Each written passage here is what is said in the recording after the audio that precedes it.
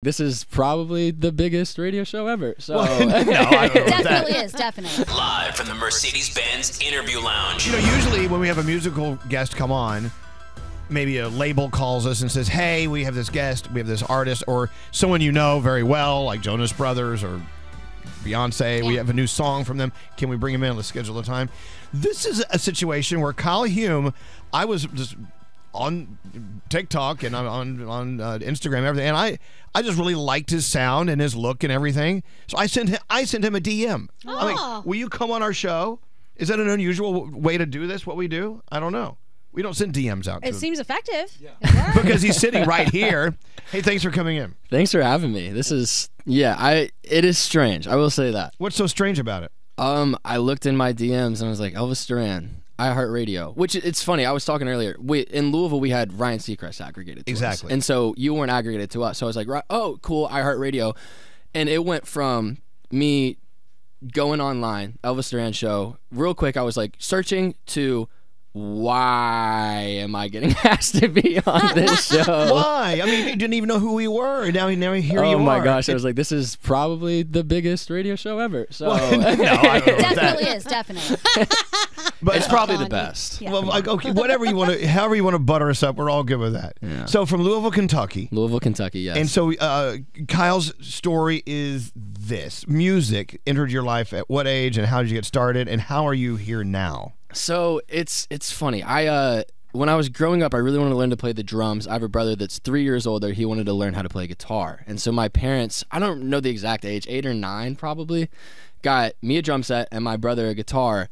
And they immediately made us learn to take piano lessons. I never learned how to play the drums. Because, they always say you need to learn to take piano first. Right. Plus, it's less irritating to have a kid play the piano. I don't know why. The drums? They were thinking that was a good idea. Now, were your parents drinkers? No, not at all. Because obviously, having a hangover with a kid hitting a drum would be just like sheer hell. Yeah. Anyway, okay, but go ahead.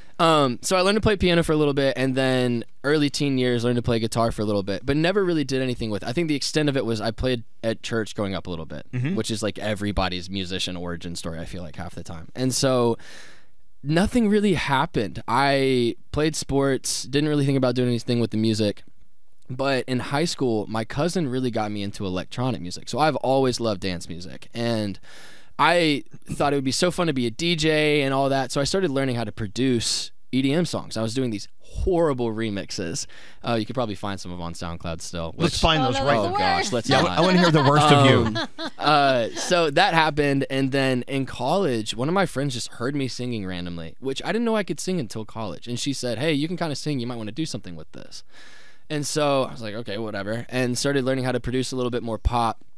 I studied computer science in college. I had no idea I was going to do this. And so I had 2 internships with that and thinking, man, this is just not what I want to do. And so my friend Sydney said, hey, if you want to do something with music, you need to get on TikTok and you need to start posting stuff. And I just didn't want to at first. I feel like everybody was so against it for a second because it was so new and it was just when TikTok was like, it was just dancing. And I was thinking, what am I going to do? What weird dance are you going to do? Yeah, I can't dance. I cannot get my feet to do what I want. But it was a friend that gave you the advice. A friend that gave me the advice. And we were having this conversation about friends and how important they are when it comes to showing you the path, right? Yeah, because so many times your friends see something new that you don't. And in this last week, we just had a guy on named Jake Shane. His best friend said, hey, you need to get on TikTok and do this. My Trey Ramakrishnan was in the other day. It was her best friend who sent her the interview for Never Have I Ever. And then my best friend sent me the application to get into radio. And here we are. It's always a friend, right? Always the friend. Yeah. They see stuff you don't see in yourself. So I guess I'm going to be a failure till I make a friend. Just one. I need direction. So you just started doing your music on TikTok and then kaboom.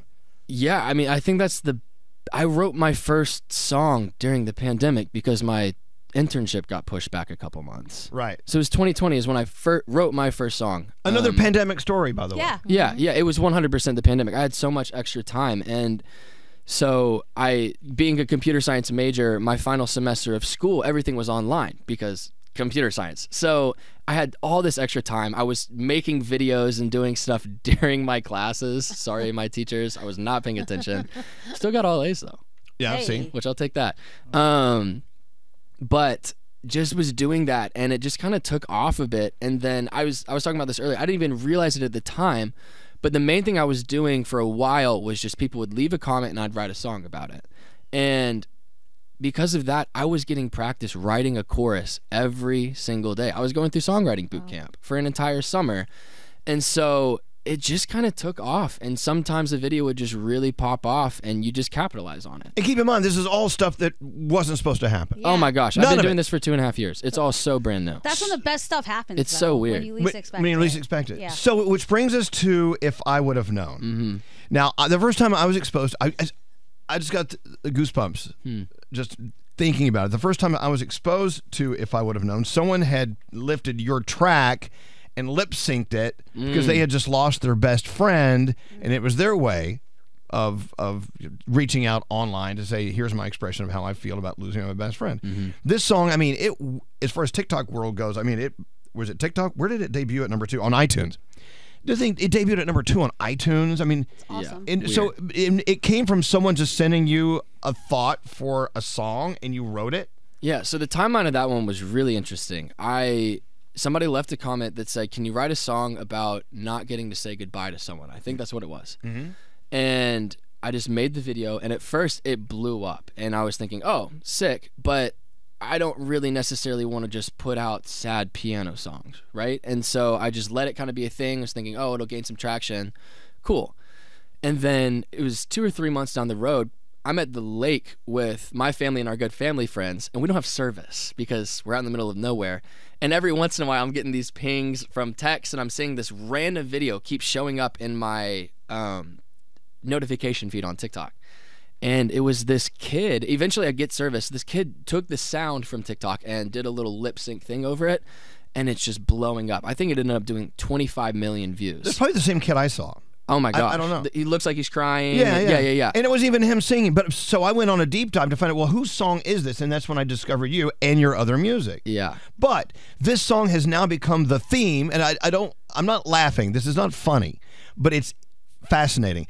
It's sort of become the theme for any time someone loses someone in their lives. Absolutely. And then I've seen it so many they'll times. do like a photo montage segment with the song in the background, or they'll lip sync to it. I mean, you've seen it used a billion times online, I'm sure. And when I play it in a second, you're going to recognize it. But go ahead. Yeah, it's so one of those why me moments, and I almost feel the weight of responsibility from it of, man, like I really have to honor this song and never do anything to mess it up, because there are hundreds of thousands of videos of people using it to honor their loved ones that they lost in something. And I never thought when I was writing that song that that's what was going to happen, but I still get every single day.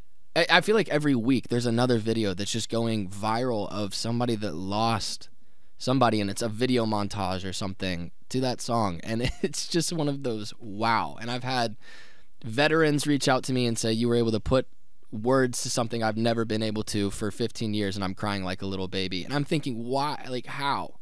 But it just happened. So It okay, just done deal. happened. And it is, and I say this with a little giggle in my mouth, in my breath. It's the saddest song ever. It really is. It really truly is. It really is. Other than that Christmas shoes song, which Oh, I think is just a oh piece my of gosh, what a piece of Christmas crap You that didn't, is. you didn't write that one. No. Every No. time that comes on, Mom, skip. Well, I'm Come glad on. I'm glad you came out of the dust and said no. I have a sadder song, but I'm gonna play it. But the polar opposite is this song that he's performing for us live called "Happy," Okay. which could be the happiest song ever recorded. Yeah, you can tell I don't have a label behind me, because it's like, where's the direction, Well, dude? can I ask you this though? So once you release something like this into the TikTok world, and now everybody has it, and you want to protect it, are you able to do that? Are you able to keep people from doing remixes and changing it into something that you don't want it to be? Yeah, I mean, at least when it comes to official things, we've had remix offers, and there's been some really cool stuff, honestly, made for it, but I just didn't feel that it was the right thing. And so like no EDM dance mix. no, it just never really made the most sense. Okay, good. That's that song that got you meetings with record labels here in New York City. Yeah. That's that song that opened a lot of doors for you. Yeah, it really is. I feel like that song is kind of the reason I've been able to pursue a career in music. There you go. Yeah. All right. So never ever hate that song. No, I never will. But he said he hasn't heard it in how many months? I haven't heard in a long time. There you go. like, All this right. feels So you're gonna do "Happy," but this is live. And I don't know how to work this thing. You push a button. And he brought a ukulele. When Kyle Hume walked through the door of the ukulele, Gandhi melted as if you brought like a little puppy with you. I love a good ukulele. His is somehow electric. Is that an electric ukulele? It's just got a pickup. How acoustic guitars can do the same thing. You can plug them straight in. I love it. I bought myself a ukulele during the pandemic. Still working on it. Yeah. Yeah. I'm gonna Now watch this. we all need ukulele. Yeah. Well, the funny thing, I never play this, but I randomly was like, oh my gosh, I don't feel like taking a whole guitar to New York, and I picked it up and did a little different chord arrangement for this, and thought, oh, that sounds great. And my fiance, I played it for her for the first time. By the way, congratulations! I saw your video of you on your knee. Fiance as of Friday. Oh, So very recent. And she said yes, I'm assuming. She did. All right. Shout out, Renee. I love you, babe. There you go. All right, on the ukulele, something happier. It's happy. Let's hear it. This is Kyle Hume. Pop a headphone off for this. Also, this is gonna get progressively better as my voice warms up. So if you hated it first, just stay. Okay, all right. We'll leave it alone. I used to say when I grow up, I make the NBA, make $1 million, or maybe be an astronaut. That was all a little harder than I thought.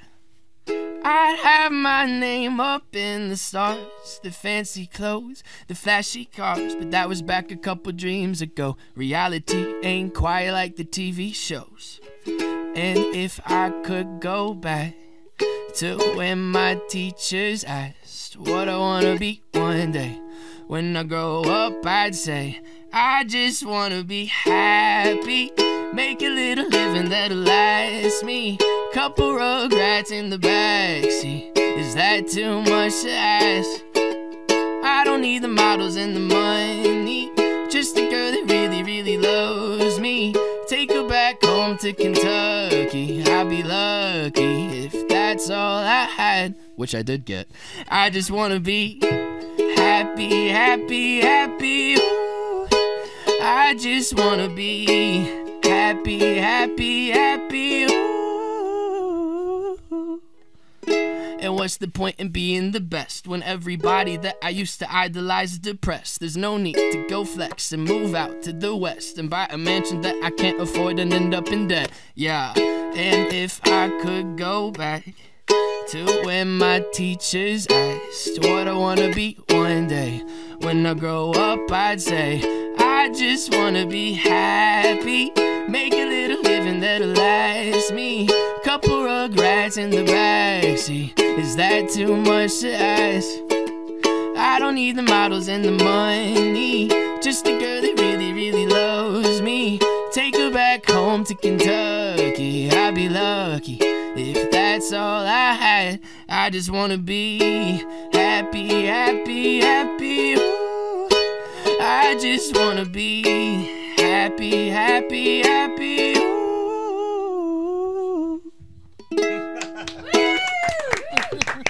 Awesome. I love how you can find a word to rhyme with Kentucky. I know. My friend and songwriter I work with all the time, her name's Autumn, and she is obsessed with that lyric. That was awesome, Kyle. So good. So what's next? Or is there something next that you know of, or is it all just wherever the road takes you? Yeah, I feel like right now, kind of the name of the game for me is singles. I've got a lot of very happy, fun, summery type music that I've been obsessed with.